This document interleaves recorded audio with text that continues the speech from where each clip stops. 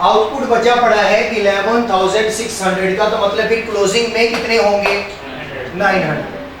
अब इनके साथ भी कुछ ना कुछ सिनेरियोज होंगे, जैसे कि इससे मैं ये कहूंगा कि ये 70% कंप्लीट है, 70% कंप्लीट विद रिस्पेक्ट टू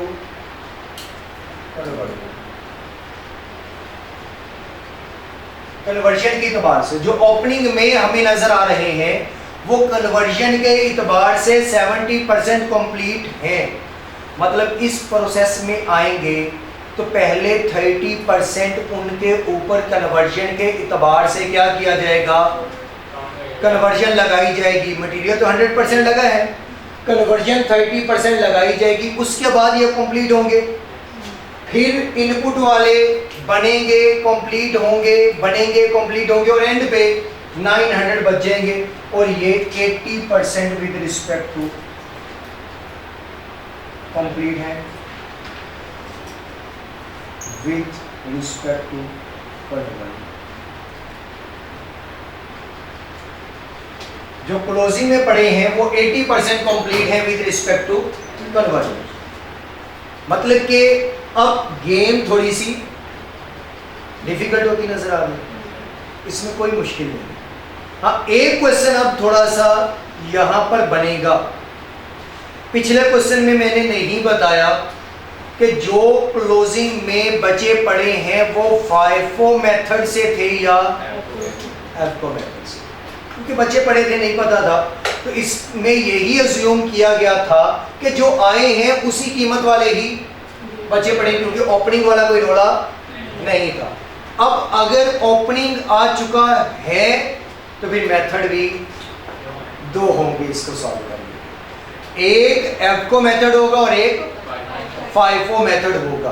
कि जो बचे पड़े हैं अगर तो FIFO वाले हैं तो फर्स्ट इन फर्स्ट आउट, तो फिर इसका मतलब है कि पहले पिछली प्राइस का पता हो कि पिछले प्रोसेस में उनकी कन्वर्जन पर यूनिट कितनी थी, उसी हिसाब से इसमें लगेगी, क्योंकि जो पहले आए वो पहले जाएंगे और अपनी कीमत वाले ही जाएंगे। और अगर FIFO है तो फिर तो मसला ही नहीं, क्योंकि सारे ही एक जैसे हैं, जो पड़े हैं, जो रह गए, जो आए, वो सभी एक प्राइस पे हैं, तो FIFO से कोई मसला नहीं होगा।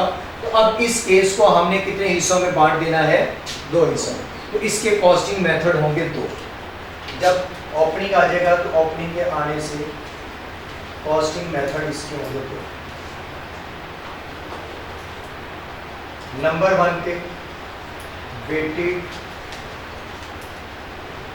एवरेज मेथड, जिसे बचपन में FIFO कहते थे, और दूसरा है first in first out, FIFO।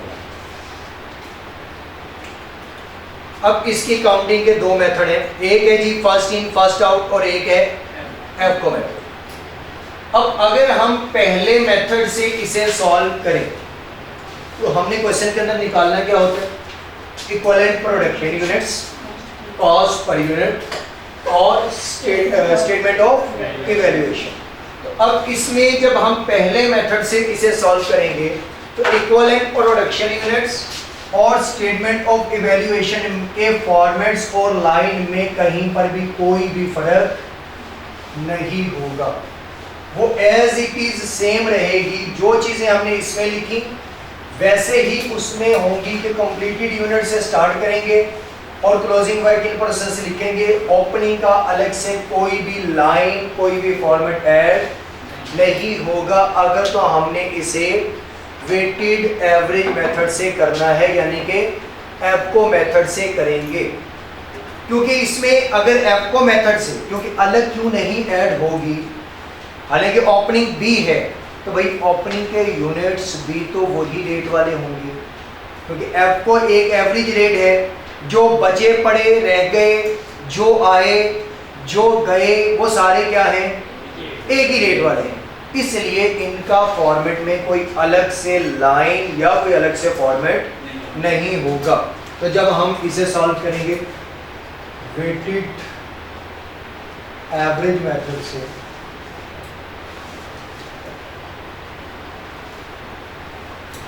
तो वेटेड एवरेज मेथड के लिए इक्विवेलेंट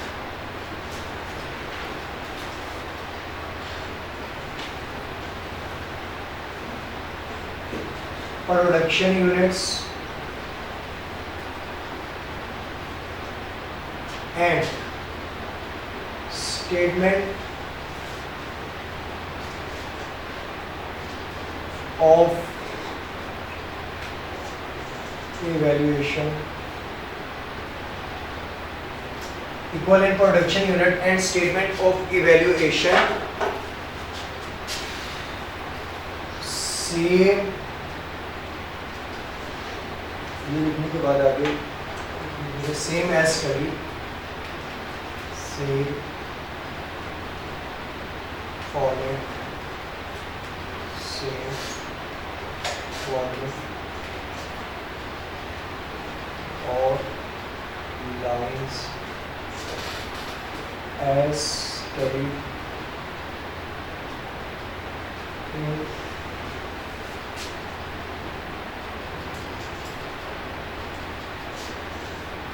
variety। ये सेम फॉर्मेट होगा, सेम लाइंस होंगी जैसे हमने वैरायटी नंबर 3 के अंदर डिस्कस किया, जो अभी मैंने क्वेश्चन करवाया इससे पहले, तो बिल्कुल सेम वैसे ही इस क्वेश्चन को लेके चलेंगे। लेकिन जब कॉस्ट पर यूनिट निकाली जाएगी तो कॉस्ट पर यूनिट का यहाँ पर फॉर्मेट चेंज होगा। ये तो हो गया कि इक्विवेलेंट प्रोडक्शन यूनिट्स और स्टेटमेंट ऑफ इवैल्यूएशन, उसे कैसे कैलकुलेट करेंगे, और दूसरा है कॉस्ट पर यूनिट। तो कॉस्ट पर यूनिट के फॉर्मेट में चेंज है। तो कॉस्ट पर यूनिट के लिए सबसे पहले आएगा ओपनिंग वर्क इन प्रोसेस, फिर आएगा करंट पीरियड कॉस्ट,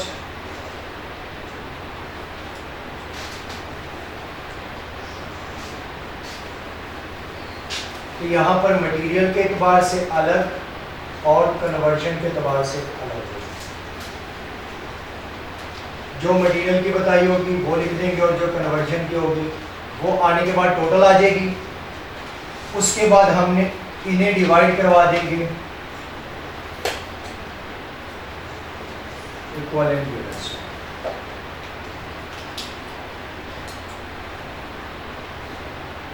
और ये हम पहले भी करवाते रहे, इक्विवेलेंट यूनिट्स पे डिवाइड करवाने के बाद हमारे पास आ जाएगी cost.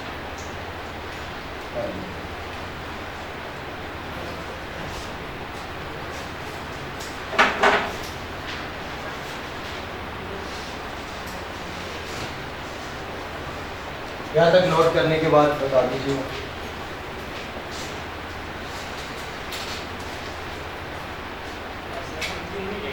Ji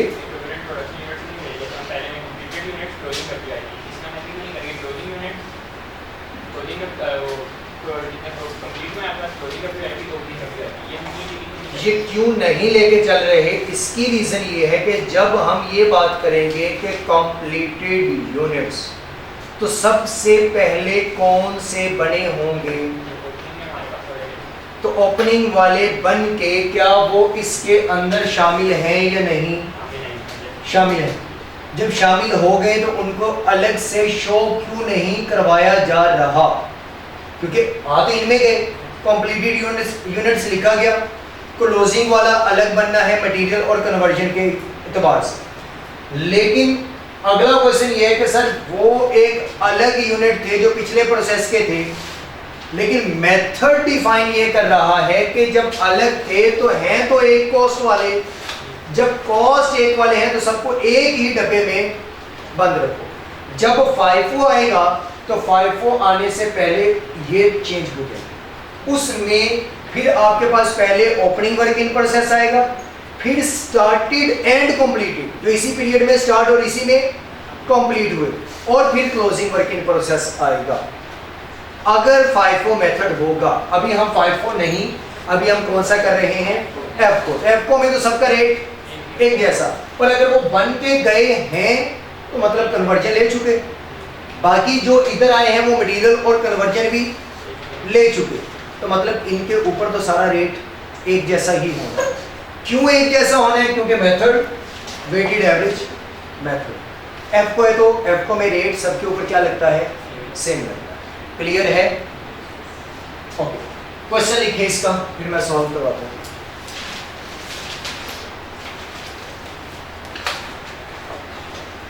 Following data relates to process 1 for the month of June.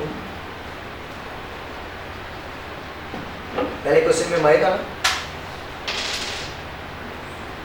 Following data relates to process 1 for the month of June. Opening working process heading दे दीजिएगा, क्योंकि अब डाटा तो ओपनिंग का भी लिखना है। ओपनिंग वर्क इन प्रोसेस, ये मेन हेडिंग देने के बाद इसमें लिखें कॉस्ट ऑफ, ये ऐसे आपने लिखना है, opening work in process, heading आ गई, उसके बाद cost of opening work in process, material के एतबार से कितनी लगी और कन्वर्जन के एतबार से, और यहाँ रुपीज में उनकी कॉस्ट लगती है। तो cost of opening work in process, material है जी 70,000 का,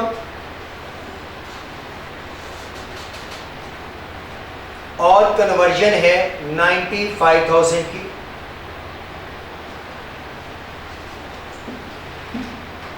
यूनिट्स हैं 4,000,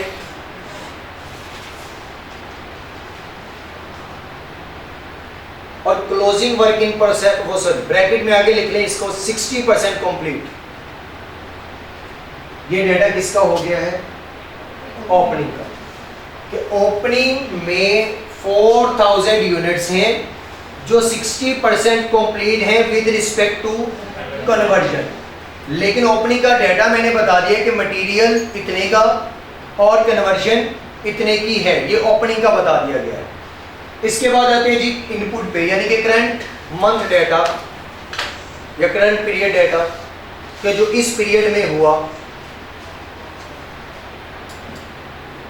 इसे ये भी करंट प्रोडक्शन कॉस्ट भी कह सकता है, करंट पीरियड डेटा भी कह सकता है, करंट मंथ डेटा भी कह सकता है। इसमें लिखें जी direct material cost,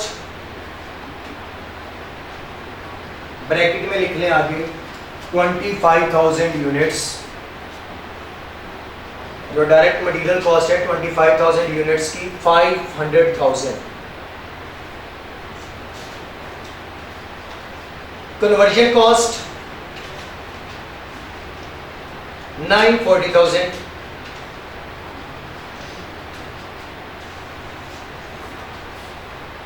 closing working process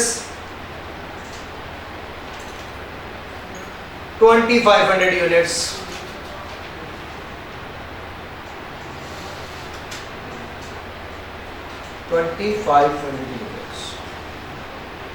bracket में लिख लें 80% complete with respect to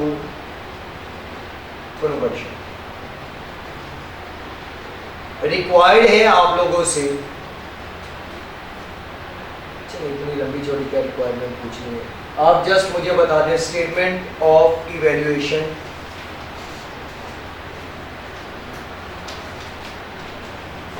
with weighted average method। ये एक ही मैंने पूछी है रिक्वायरमेंट, दो छोड़ दी, क्योंकि बाकी दो करेंगे तो वहां तक पहुंचे। करें जी सॉल्व। सबसे पहले अपने आप को समझाने के लिए एक बॉक्स ऐसा बना के, डायग्राम बना के, उसके अंदर देखें कि ओपनिंग में कितने पड़े, मजीद कितने इन हुए, क्लोजिंग में कितने पड़े हैं, आउटपुट में कितने गए। जो आउटपुट में गए इसका मतलब है कि ओपनिंग वाले भी बन के ही आउटपुट में गए होंगे। सबसे पहले बने ही ओपनिंग वाले होंगे, उसके बाद स्टार्टेड एंड कंप्लीटिंग वाले होंगे, तो सबका रेट एक जैसा ही होगा। तो आपके पास 5 से 7 मिनट है इसे कंप्लीट करें, बल्कि 5 मिनट में हो जाना चाहिए। फॉर्मेट पिछले क्वेश्चन का आपके सामने कोई चेंज नहीं है, सिर्फ एक कॉस्ट पर यूनिट के अलावा।